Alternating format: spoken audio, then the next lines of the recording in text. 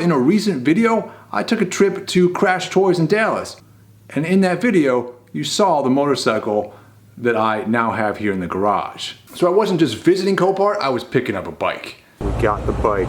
And we've been building up to doing another motorcycle build. We've been preparing this garage space, this awesome little space that we have. All right, the table is finally done with the new tools and things to get the job done. And the job that we want to do is chop up motorcycles. It's so much fun. It's like this artistic creation of something that didn't exist before. One-of-a-kind motorcycles, one-of-a-kind machines. And of course, like everything, it takes longer than I anticipate to do it. So we finally got the shop pretty well set up for what I think I'm going to need for this build, to build another motorcycle. We've got that frame jig set up, so we're doing a frame on this. There's one more tool that I know I'm gonna need and another that I would really like to have to make this build turn out that much better. And we'll see if the gods will bless us with some awesome opportunity on Craigslist. But until then, we're gonna move ahead with this build and see how far we can get. And although I've hoped that you would really enjoy some of the tool acquisitions and refurbishments and things like that that I've been doing around here, I do understand that some of you just really like motorcycles, and I appreciate you hanging on for this because this should be a fun build. It's definitely in the fun size category. We got a Grom.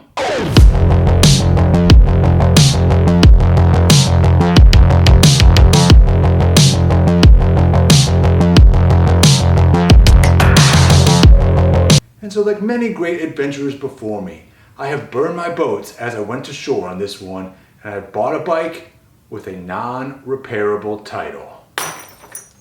And so that means that this little motorcycle cannot be fixed up to a roadworthy condition and put back on the streets. However, the insurance company stuff worked out on this one. They declared that this bike is not roadworthy, even though it's in better shape than the previous bike I got that had a salvage title that did allow me to fix it up and put it back on the road in basically a stock condition. I didn't really have to do anything but make it roadworthy.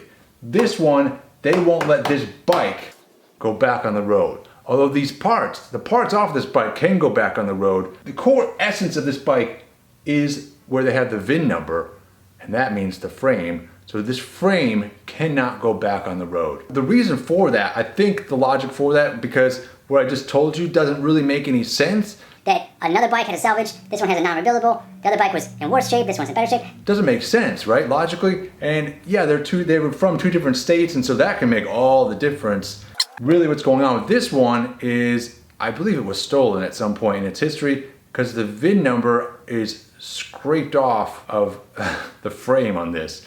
So therefore, I think that's why it's a non-rebuildable bike. The good part about that is it does leave us with many good parts on this thing. There's some Pro Taper bars on here. Pretty sweet bars, man. So those are something that are cool. The screen, I mean, there's a lot of stuff that is not broken on this. So there's a lot of stuff that could be used or sold to help fund this adventure, this build. That is a bonus for us. But the big question is, what is the plan for this bike?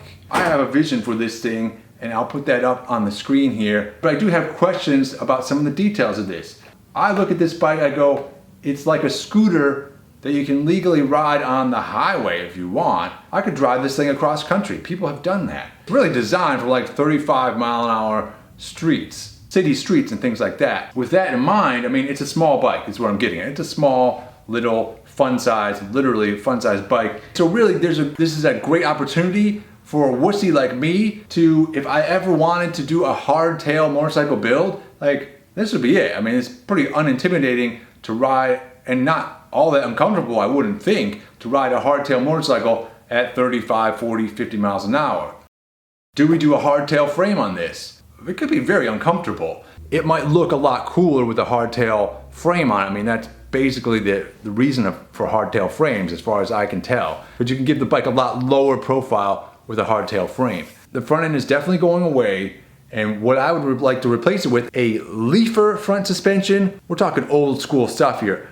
The cutting edge of suspensions back when they were first coming up with suspensions for motorcycles. So the fabrication list for this bike, the things I'm going to be making in this build series include the frame, the front end, the gas tank, the handlebars, the exhaust, and several other million details that go into making this bike a complete bike. That's kind of a lot. That's most of the bike. So it will be interesting. Where we're going with this build is a chopper bobber style Honda Grom.